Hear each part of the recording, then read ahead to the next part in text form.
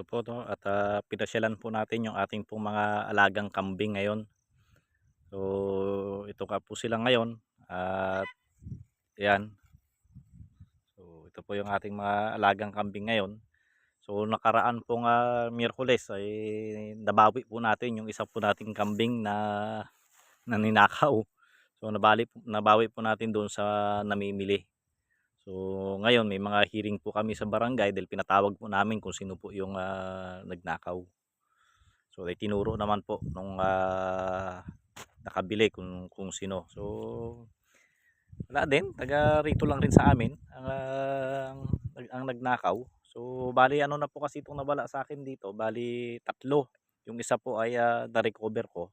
So, ayun baka sakali po ay matigil na yung, pagnanakaw. Kasi alam na natin kung sino po yung, nagnakaw. So, sa Miyerkules nga po ay ating pong, pinapatawag sa barangay. So, para po mapanagot dun po sa kanyang, ginawa. Ayan. Imbes na dumami po yung ating alaga ay nakonti. Kung ganun po yung, laging, ano. So, kasi nga po wala nga pong tao at hindi naman po ako araw-araw na nandito po sa bukid. Ayan, kaya po siguro nakakasalisi. So, yung kuya ko naman ay, wala naman po lagi dito. So, kasi may trabaho din po siya, araw-araw naman po siya na nasa Ginpol. Tuwing umaga pinapasukan niya po ito dito at tinitingnan niya. So, binibilang and then pagka ano, ay uwi na, papasok. Tapos sa kinabukasan niya pa ulit ito matitingnan. So, gano'n. Kung, nandito naman po ako, ayun, maghapon naman po ako na nandito sa bukid. Ayan. So, ngayon po ay nakabitaw po kasi silang ito sa labas. Yung ating gulod po ay medyo magulang na po yung mga kaya hindi na nila kinakain. Kaya nandito po ngayon sila sa labas ay tutal at pa naman tayo nakakapagtanim ng munggo sapagkat,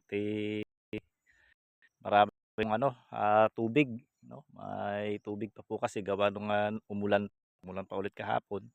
So, kaya po kasi sa munggo ay tuyo, hindi po puwede pong may tubig 'pag tubig po at, kailangan natin patuyuin ito malas-malasin baka mga January pa tayo makakatanim ng, munggo, ayan.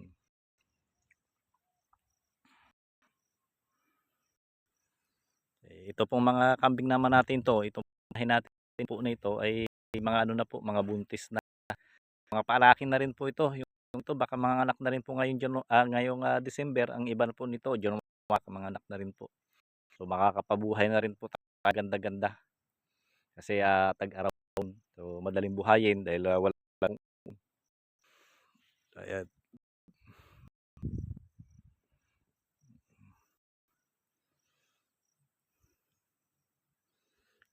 Medyo green pa nga po yung talukan.